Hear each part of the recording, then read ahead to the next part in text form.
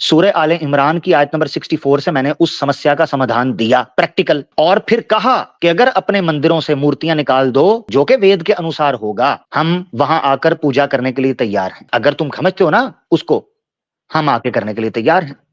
अपने चर्च से मूर्तियां निकाल दो, एक ईश्वर निराकार की उपासना शुरू करो, हमें कोई दिक्कत नहीं है। इसका मतलब है हमें नफरत तुम्हारे ईश्वर, क्योंकि हम भी उसको ईश्वर मानते हैं। मुंह से बोल रहे हैं हम लाइव, मगर अकल मोटी हो चुकी है इस्लाम की नफरत में। खुद नफरत करते हैं और उल्टा हम पे डालते हैं।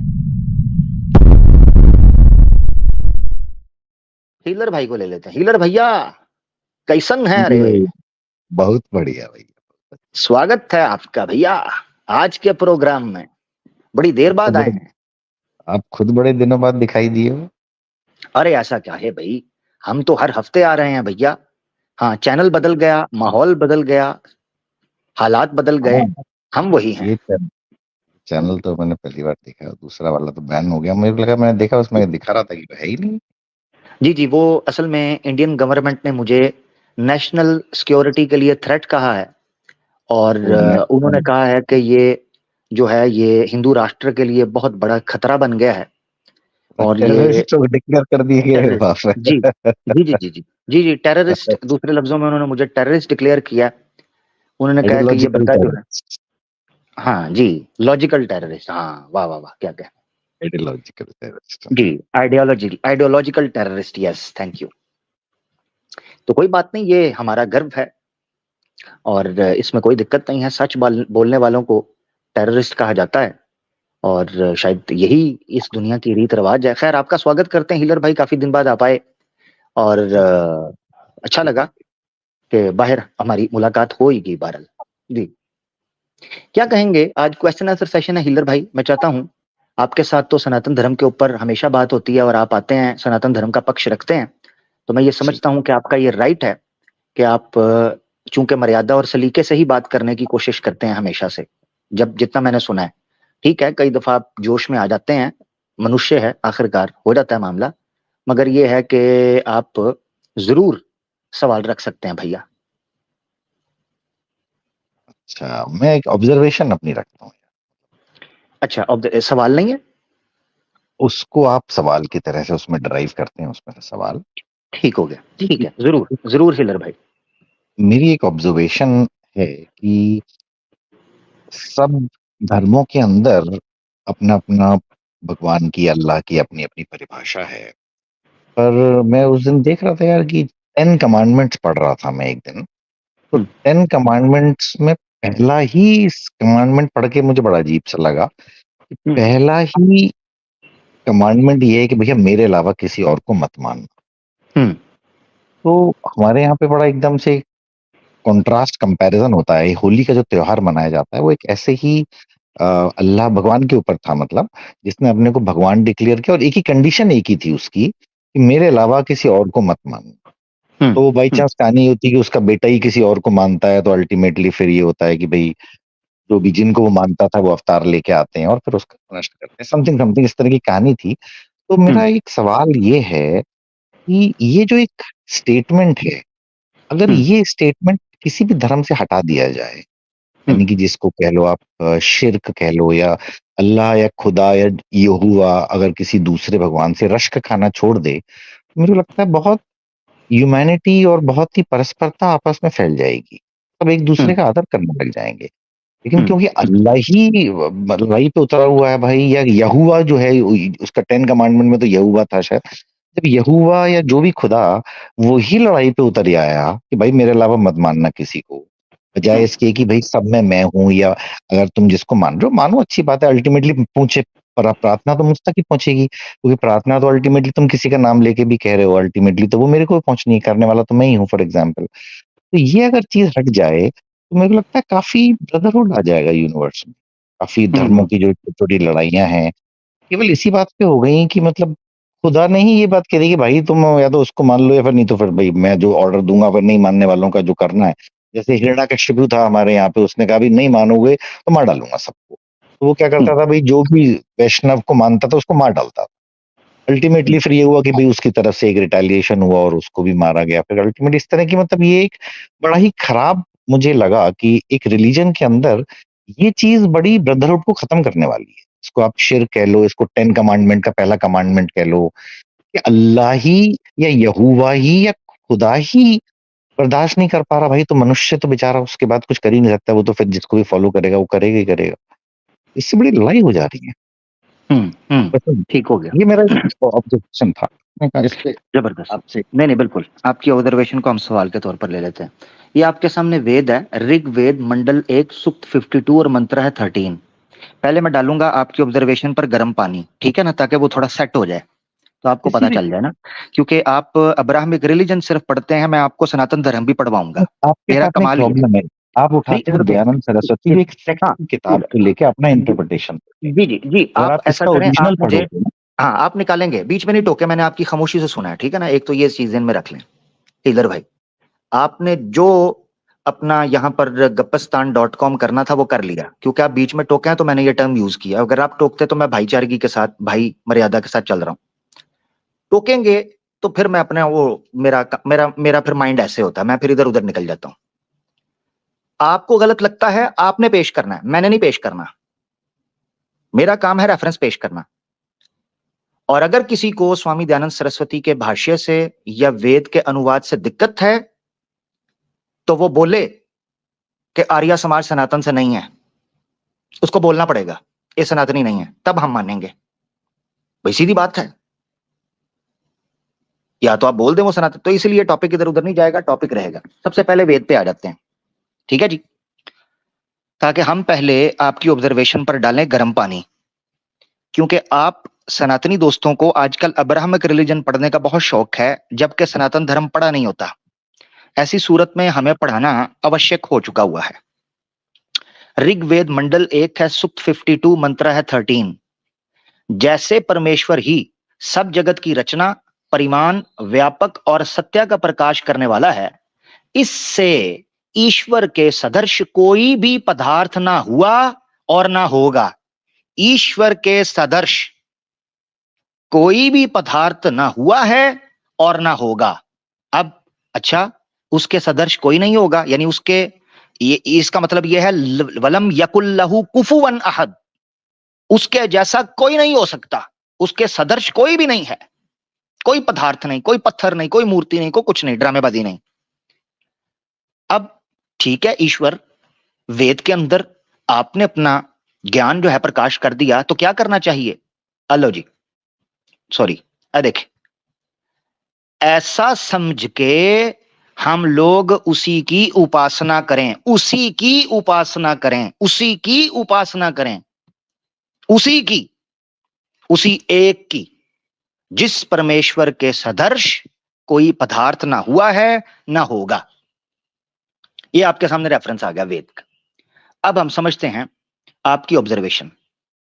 आपका मानना यह है कि अगर ये कहता है सिर्फ मेरी इबादत करो, वेद कहती है सिर्फ मेरी इबादत करो, बाइबल कहती है कि मेरे की इबादत करो, तो ये तो बड़ा काम खराब हो जाएगा ना। सब कहेंगे उसकी इबादत करो, उसकी इबादत करो, ये तो बड़ा काम खराब हो जाएगा।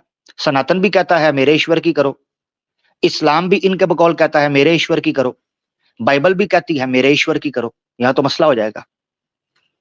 इस मसले का सलूशन कुरान ने दिया था।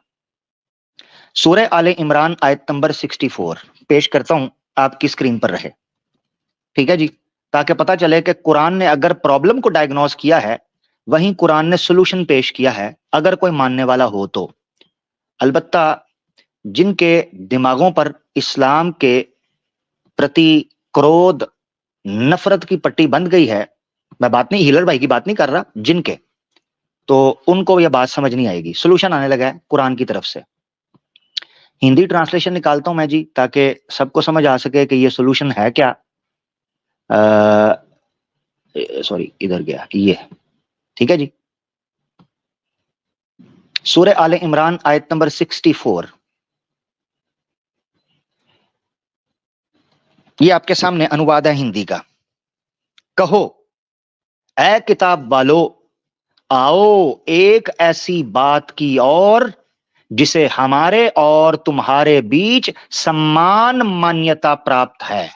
सम्मान मान्यता, ऐसे विचार, ऐसी बात, ऐसी तालीम, ऐसा अकीदा जो सम्मानी मान्यता रखता है। सम्मान मान्यता का मतलब होता है कॉमन बिलीफ, एक बिलीफ है ये कि हम अल्लाह की अतिरिक्त, ठीक है, अतिरिक्त, ठीक है, अल्लाह के अतिरिक्त किसी की बंदगी ना करें और ना उसके साथ किसी चीज को साझी ठहराएं और ना परस्पर हम में से कोई एक दूसरे को अल्लाह से हटकर रब बनाए।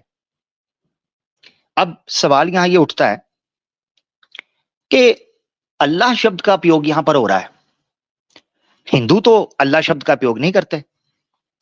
बाइबल के अंदर तो जिस तरह उनका यहोवा की बात हुई है तो वो तो अल्लाह शब्द का उपयोग नहीं करते। इसका मतलब समझना चाहिए। मतलब यह है कि हिंदू शास्त्र हों, जैसे वेद का रेफरेंस दिखा है, और भी दर्जनों रेफरेंस हैं, जिस तरह बाइबल में, उसी तरह कुरान के अंदर एक ईश्वर की उपासना, स्तुति, पूजा, प्रार्थना, आरती पूजा करने का आदेश आपको मिलता है, एक का। यह था सॉल्यूशन। सनातनी वेद के अनुसार एक ईश्वर निराकार की उपासना शुरू कर दें, कोई दिक्कत नहीं। मैं यहां तक बोलने लगा हूं, यहां तक। अब सुनना जरा हीलर साहब, इस्लाम ने कैसा सॉल्यूशन पेश किया।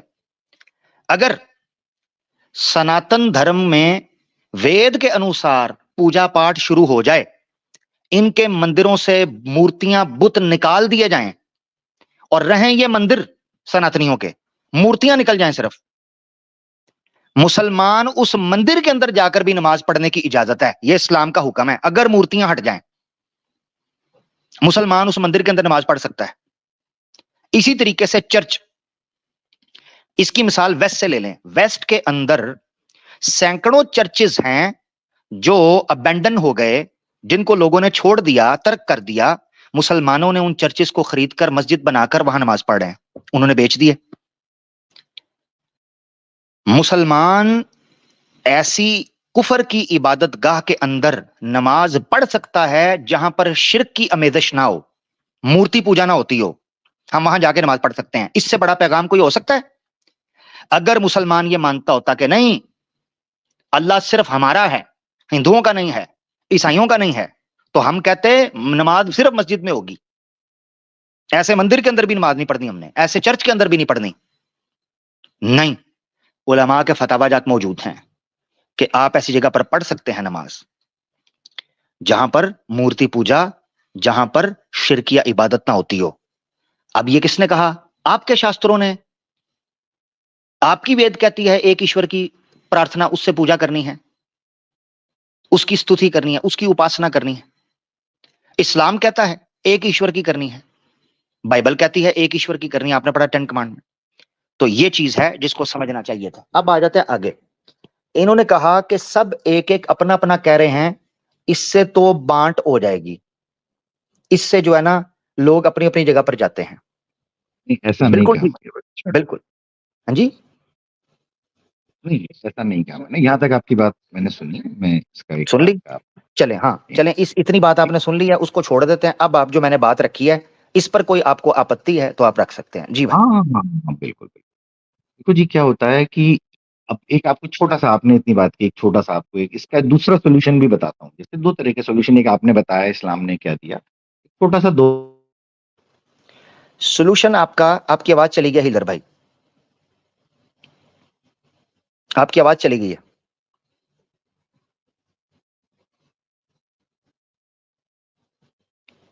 आपकी आवाज चली गई प्यारे भाई।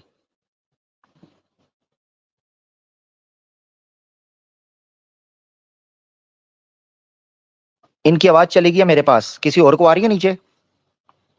हाँ, आवाज चली गई है इधर भाई, आवाज चली गई है आपकी भाई। रीज्वाइन करें, रीज्वाइन करें, आपकी आवाज चली गई है। ये याद रखें, ये कह रहे थे एक सॉल्यूशन मैं पेश करने लगा हूं। याद रखें, हीलर है सनातनी, ये सॉल्यूशन पेश करेंगे सनातन धर्म से, इनकी बात नहीं चलेगी।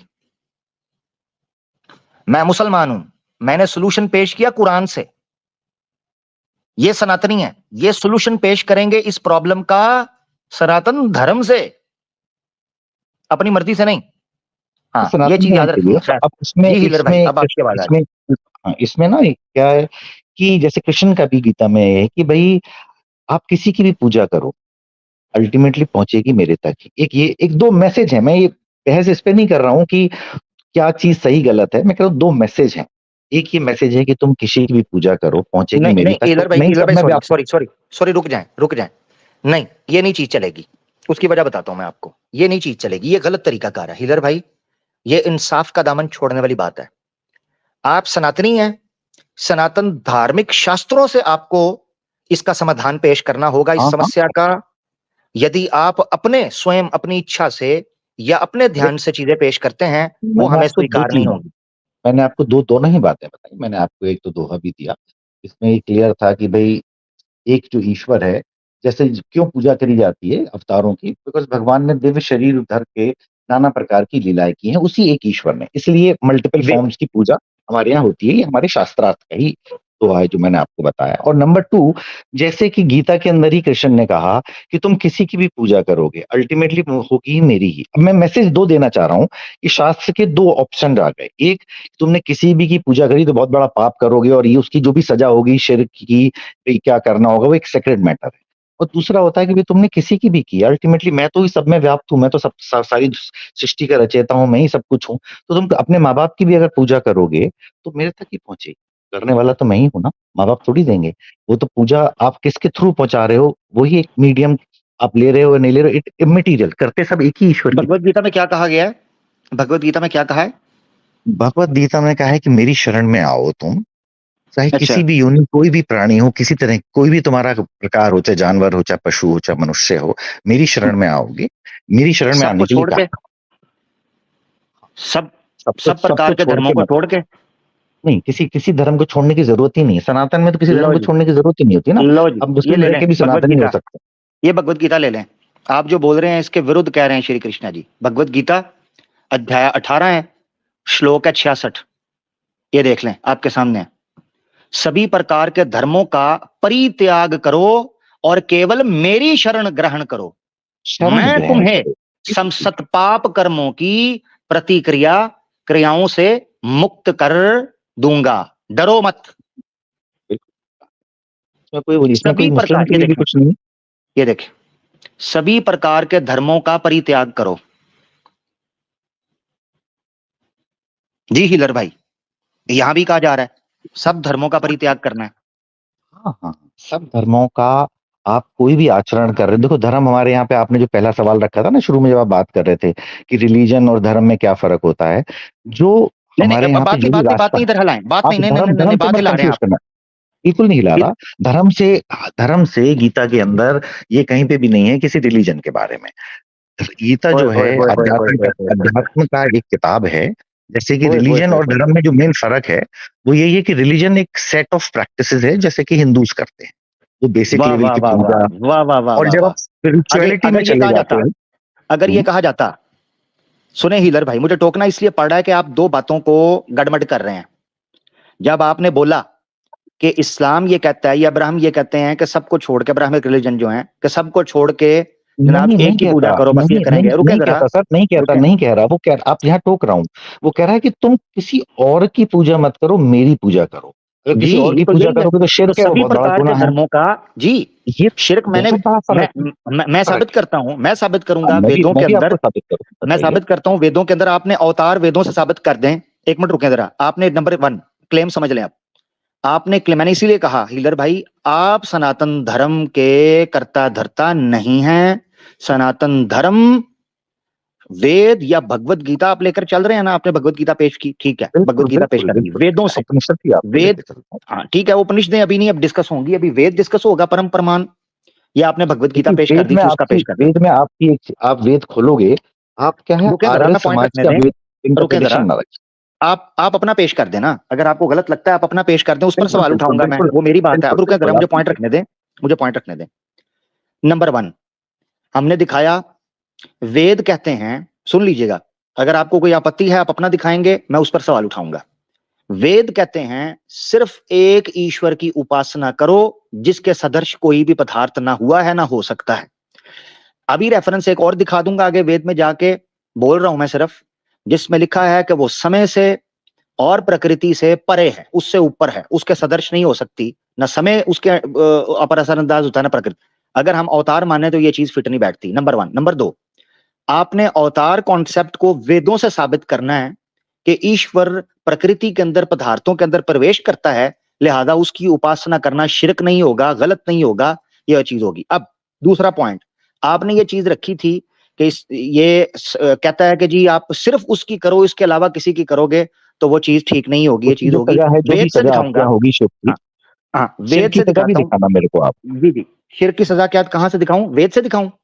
नहीं, आप मुझे बताइएगा, किसी और धर्म की दिखाइएगा शिव की सजा। हाँ मैं दिखा देता हूँ, वेद से दिखाऊंगा, क्योंकि वेद से देखिए दिखाऊंगा, मुस्लिम्स टेंशन में ना तो ले। पता ही है, बट बाकी रिलीजन में आप दिखाइए, क्योंकि हाँ हाँ, मेन प्रॉब्लम ये है कि अगर आप वेद नहीं से करो तो दिखाऊंगा। उसकी रुक जो जाए, टॉपिक टॉपिक उसकी जो टॉपिक हट जा रहा है, नफरत मुझे है ना। पॉइंट अपने रखने दें, बिल्कुल मुझे टॉपिक बीच बिल्कुल में आप बिल्कुल। टोकते हैं, टॉपिक काटते हैं। अच्छा, आपने जो धर्म की परिभाषा करते हुए यहाँ पर बात घुमाने की नाकाम प्रयास किया, ये तो तो आप ही इसको हम बता देना रिजेक्ट फर्क। करते हैं।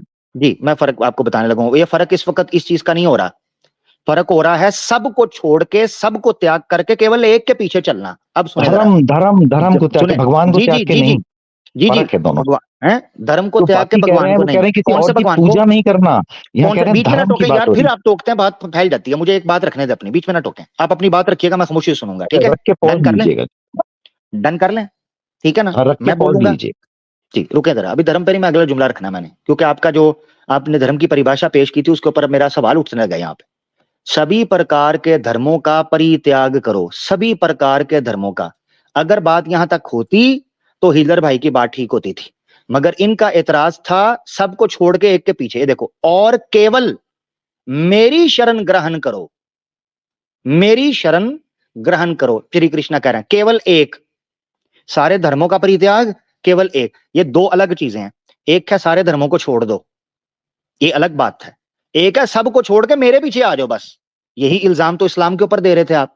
ये भगवत गीता आपने कोट की, मैंने भगवत गीता निकाल ली है। अभी मैं वेद निकालूंगा, मगर आप बात कर लें, इस पॉइंट के ऊपर करना चाहते हैं तो कर लें, मैं निकाल दूं। जी जी, हिलर भाई बोले। देखो जी, देखो पहली कमांडमेंट फिर से रिपीट करते हैं यहोवा की, कि मेरे अलावा किसी और की इबादत ना करो, जो 10 कमांडमेंट का पहला कमांडमेंट है। यानी कि क्या हो गया, सबसे पहले तो आपने बैन कर दिया कि भाई किसी के अंदर किसी की भी पूजा करने का मन आ रहा है। पूजा मतलब इबादत जो भी कह लो, कोई माँ बाप की करता है, कोई अपने कुल देवता की करता है, कोई किसी की करता है। ये एक स्टेटमेंट से एक तो आपने पहले कर दिया कि भैया अब आपने कैटेगरी में बांट दिया, जो मेरी कर रहा है और बाकी सारी दुनिया अलग हो गई। उसकी सजा मैं सुना दूंगा तो वो एक फिर अलग शिर्क की सजा हो जाएगी, वो और खतरनाक चीज हो जाएगी। हम बात कर रहे हैं धर्म, यानी आप कोई भी रास्ता फॉलो कर रहे हो, उस रास्ते को छोड़ के मेरा बताया हुआ रास्ता फॉलो करो। ये दोनों में एक अलग है। आप किसी की भी पूजा कर सकते हो, एक मुसलमान भी जो है एक सनातन धर्म को फॉलो कर सकता है, एक क्रिश्चियन भी सनातन धर्म को फॉलो करता है। आप देखते ही होंगे कि यूएस में हरे कृष्णा कर रहे हैं, क्रिश्चियंस हैं, उन्होंने कोई कन्वर्ट नहीं करा, बट वो हरे कृष्णा की शरण में आए हुए हैं, बीइंग ए क्रिश्चियन ऑल्सो। तो उन्होंने एक पाथ चूज किया है, धर्म मतलब वो उस सारे अपने पाथ को छोड़ के वो उस पाथ को फॉलो करेगा जो श्री कृष्ण ने बताया है। वो पूजा की बात नहीं कर रहे। कृष्ण ने दूसरी बात और कही है, मैंने आपको 2 स्टेटमेंट और दिए थे कि जो एक अजर। आवाज गई आपकी, आवाज गई भैया।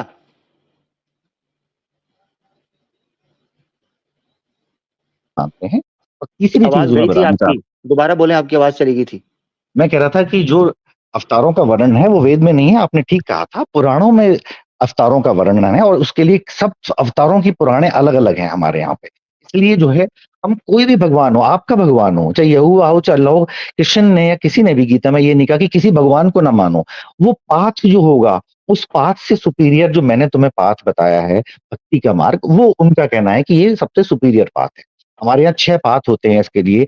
तप होता है, मंत्र होता है, तंत्र होता है, प्रार्थना होती है, चलो, पूजा बात होता है, बात फैल भक्ति रही है, होती है। रुक जाए, बात भक्ति फैल रही मार्ग है, को रुक जाए, उन्होंने, मुझे पॉइंट। जो कृष्ण हाँ जी कृष्ण जी, का मुझे बताया समझ आ हुआ गई जो है मार्ग है, वो भक्ति जी। मार्ग है। उन्होंने कहा भक्ति मार्ग सबसे श्रेष्ठ है, ऐसा कृष्ण जी का कहना।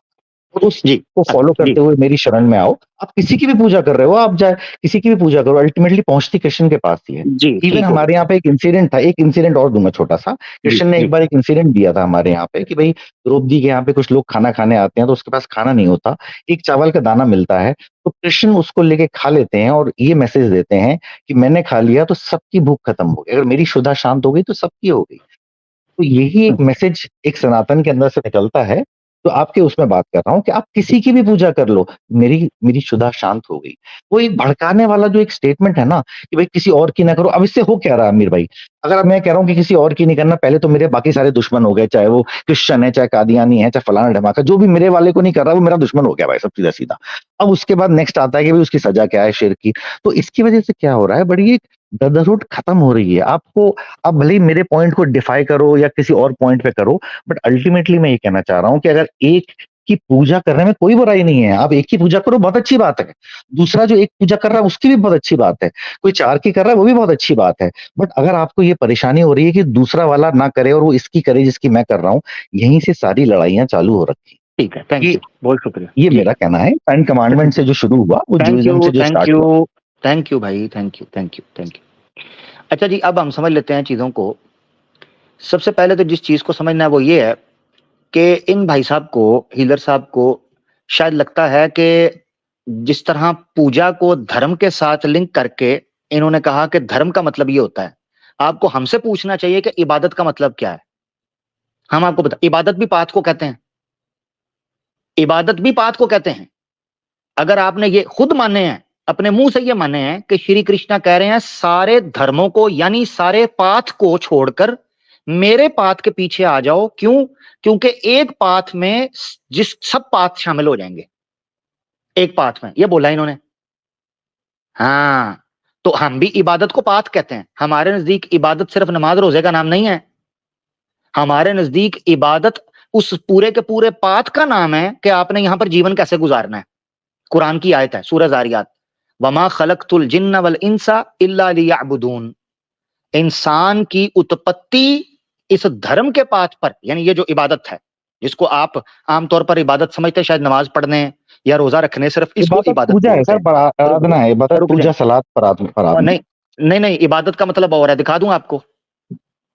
इसका मीनिंग तो ट्रांसलेशन यही होता है। ट्रांसलेशन नहीं ना, मैं आपको डीप डिक्शनरी दिखाऊंगा इबादत का मतलब क्या है।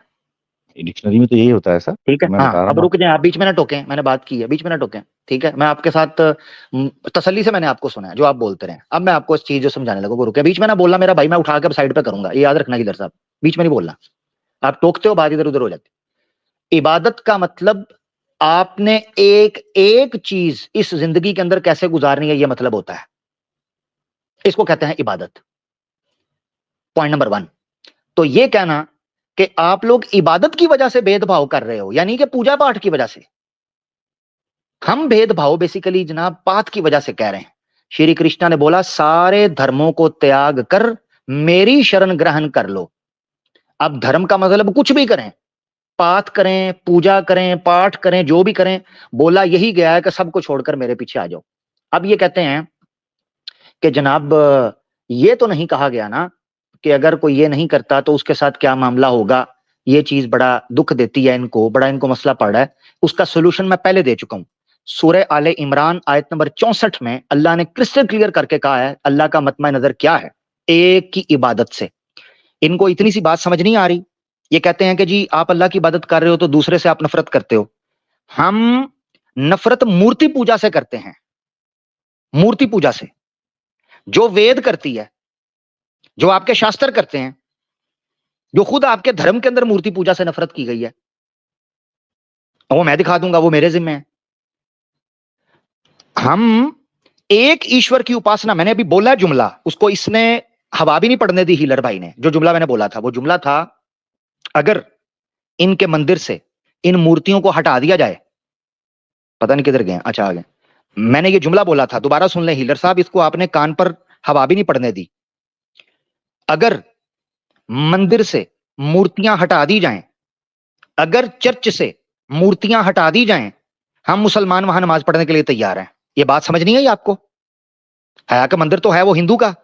अगर हमें नफरत होती सर ऐसा ना सिर्फ कोई हिंदू जूश से, टेम्पल में सिर्फ कोई बीच में ना बोल, मामाजी तेरी ऐसी की तैसी बीच में ना बोल, कोती के बच्चे, बीच में ना बोल, ठुटा मार के बाहर फेंकू, तुझे बोला भी था, चल तेरी ऐसी की तैसी, भाग जा यहां से, चल। मैं बोला तेरी बकवास के बीच में ना बोल, रूल ना तोड़। मैंने 5 से 6 बार बर्दाश्त किया है, इज्जत दे रहा था, इंसान का पुत्र बन। दो चीजें उसूली तौर पर समझाई, 2 चीजें। नंबर 1, अगर तुम धर्म को पाथ लेते हो, इबादत भी पाथ का नाम है। हमारे नजदीक इबादत भी उस पाथ का नाम है। यानी समझे कैसे? दीन एक सिस्टम, लाइफस्टाइल आपका, इबादत उस प्रैक्टिस का नाम है जो दीन के तौर पर आपने, यानी दीन के अंडर या दीन की इंस्ट्रक्शन के तहत या उसकी सुपरविजन में आपने जिंदगी गुजारनी है, वो आपकी इबादत होगी। इसी को बोलते हैं इबादुर रहमान, यानी अल्लाह के वो बंदे जो उसकी जिंदगी के मुताबिक जिंदगी गुजारते हैं। मुस्लिम वर्ड भी सबमिशन का नाम है। आप अपनी विल को सबमिट करते हैं, यानी कि आप अपने लाइफस्टाइल को अल्लाह के हुक्म के मुताबिक गुजारते हैं। अच्छा जी, अब हम दिखा देते हैं इनको जो ये बात कर रहे थे। किधर गया जी? हाँ,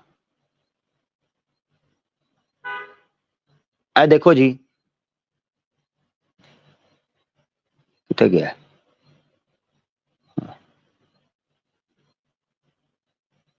किधर गई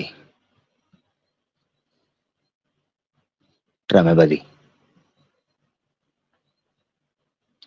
ये हम दिखा देते हैं जनाब इनको। वैसे तो उस पर पूरी मैंने स्ट्रीम की हुई है, उसको आप लोग देख सकते हैं, मगर यहां से हम रेफरेंस दिखा देते हैं। 1 मिनट रुकिएगा।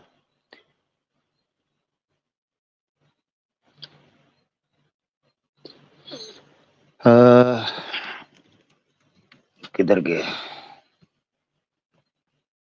तो ये तो वॉल्यूम 1 है, इसमें तो बहुत आगे जाना है।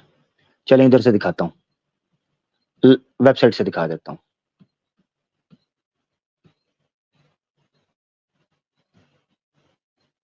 हो जाओ ओपन। ठीक है जी, किधर गए? हाँ,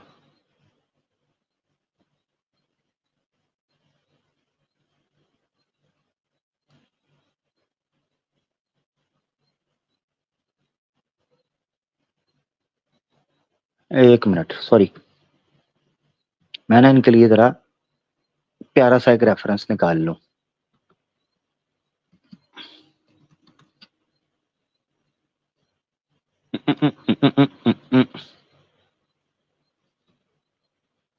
लें जी, ये रेफरेंस दिखाने लगा हूं, स्क्रीन शेयर करके।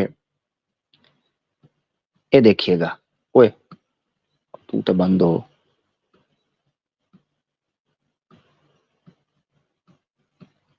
ये आपकी स्क्रीन पर, वैसे इस पर मैं पूरी स्ट्रीम मेरी पीछे पड़ी हुई है, उस पर हमने जिक्र किया था। ये देखें आपके सामने यजुर्वेद है, 40 का 3। ठीक है जी, यजुर्वेद अध्याय 40 मंत्र 3 आपके सामने। नीचे देखें, ये जो येलो हाईलाइट मैंने लिखा हुआ है, इसको देखिए जरा। जगदीश्वर को नहीं, जो यानी वो पूरे गुण दिए हुए हैं पीछे, जैसे दूसरे वो भी आत्महत्यारे हैं जो पिता की न्याय पिता की न्याय सबके पालन पोषण करने हारे संसद संसार के कर्ता धर्ता सर्वशक्तिमान जगदीश्वर को नहीं मानते। चेक। जो सनातनी ईश्वर को नहीं मानते उनके बारे में बात होने लगी है, तवज्जो। कर्ता धर्ता सर्वशक्तिमान जगदीश्वर को नहीं मानते, ना उसकी भक्ति करते, ना ही उसकी वैदिक आज्ञा के अनुसार अपना जीवन बनाते हैं। लो, केवल विषय भोगों में फंस कर सारा जीवन उन भोगों की प्राप्ति के लिए लगा दे दें। पामरपन पामरपन पामरपन नहीं होते और क्या है? ईश्वर को ना मानना ही, तवज्जो, सनातन धर्म के ईश्वर को ना मानना ही, सेकंड लास्ट लाइन है, सब पापों से बड़ा पाप है। ऐसे महापापी नास्तिक पुरुषों की सदा दुर्गति होती है। ऐसी दुर्गति देने हारी नास्तिकता रूपी राक्षसी से सबको बचना और बचाना चाहिए। ये वेद कह रहे हैं, आपका यजुर्वेद। अच्छा, इसके अलावा भी कुछ रेफरेंसेस हैं जो दिए जा सकते हैं, मगर मेरे ख्याल से इब्तदाई तौर पर ये चीज सामने आ गई है। अब आपने समझना जो इनके साथ बात हुई। बीच में ना टोका करो यार, जब ये रूल तय हुआ है, मैंने बोला भी था बीच में टोकोगे तो मैं साइड पे कर दूंगा। तुमने सारी बात रखी, मैंने कितनी खामोशी से तुम्हारी भोंगियां सुनी। ये उसूल नहीं है, ये न्याय नहीं है कि जब मैं तुम्हारी बकवास सुन रहा हूं तो तू भी सुन ले, तू भी सुन ले मेरी भाई। मैंने भी तो सुनी है ना, मेरी बात अगर गलत लग रही है, बुरी लग रही है, तो मैं भी चुप था, तुम भी चुप रहो, अपनी बारी में बात कर लो। दो चीजें, नंबर 1, इन्होंने जो समस्या रखी अपनी ऑब्जर्वेशन, मैंने उसका समाधान कुरान से दिया। इन्होंने दिया सनातन धर्म से? नहीं दिया। सूरह आले इमरान की आयत नंबर 64 से मैंने उस समस्या का समाधान दिया, प्रैक्टिकल। और फिर कहा कि अगर अपने मंदिरों से मूर्तियां निकाल दो, जो कि वेद के अनुसार होगा, हम वहां आकर पूजा करने के लिए तैयार हैं। अगर तुम समझते हो ना उसको, हम आके करने के लिए तैयार हैं। अपने चर्च से मूर्तियां निकाल दो, एक ईश्वर निराकार की उपासना शुरू करो, हमें कोई दिक्कत नहीं है। इसका मतलब है हमें नफरत तुम्हारे ईश्वर, क्योंकि हम भी उसको ईश्वर मानते हैं। मुंह से बोल रहे हैं हम लाइव, मगर अकल मोटी हो चुकी है इस्लाम की नफरत में। खुद नफरत करते हैं और उल्टा हम पे डालते हैं। दूसरी चीज जो ब्लंडर इन्होंने मारा, ये कहा जी धर्म का मतलब है अपना पाथ, रास्ता चलने का, ठीक है, और इबादत का मतलब है पूजा पाठ। इबादत का एक मीनिंग नहीं है, जिस तरह धर्म का एक मीनिंग नहीं है, इसी तरह इबादत का एक मीनिंग नहीं है। इसका रूट वर्ड सबमिशन के तौर पर आता है। आपने एक रास्ते को फॉलो करना है, तो इसको भी पाथ कहते हैं। जब आप इबादत करते हैं, आप एक पाथ है जिसको फॉलो करते हैं। इसीलिए हम कहते हैं हम इय्याका नअबुदु व इय्याका नस्तईन, सूरह फातिहा में इय्याका नअबुदु, हम उसी की इबादत करते हैं, यानी उसी के रास्ते पर चलते हैं। अब देखिए कमाल बात यह है कि इय्याका नअबुदु व इय्याका नस्तईन इहदिनस सिरातल मुस्तकीम, आगे रास्ते की बात आ गई। इसका मतलब है पाथ के कॉन्टेक्स्ट में इबादत का जिक्र आया, यह भी नुक्ता है। इय्याका नअबुदु व इय्याका नस्तईन, हम उसी की इबादत करते हैं, उसी से मदद मांगते हैं। इहदिनस सिरातल मुस्तकीम, तो हमें सीधे रास्ते पर रखना। इसका मतलब यह है कि इबादत का मतलब ही यह है कि हम उस, यानी इबादत इस तरीके पर करें कि सीधे रास्ते पर हैं, सिरात मुस्तकीम पर हैं, पाथ। तो खैर इसकी दर्जनों दलीलें दी जा सकती हैं कि हम इबादत को भी एक रास्ता समझते हैं। ये सिर्फ याद रखें, इस्लाम में इबादत सिर्फ नमाज रोजे का नाम नहीं है, मजहब नहीं है इस्लाम, मजहब, ठीक है, ये मजहब नहीं है। अगर मजहब होता तो इस्लाम को 114 सूरतों में और हदीस के पूरे जखीरे में एक बार भी मजहब कहकर नहीं बुलाया गया। तुम्हारी मोटी अकलों के अंदर इतनी सी बात नहीं आती। मजहब, एक तो बोलना नहीं आता, ऊपर से बोलते भी गलत हैं। यानी जो बोल रहे हैं वो लफ्ज भी गलत, और जिसके लिए बोल रहे हैं वो भी गलत। उल्लू के पट्ठों की इंतहा हो गई है जी।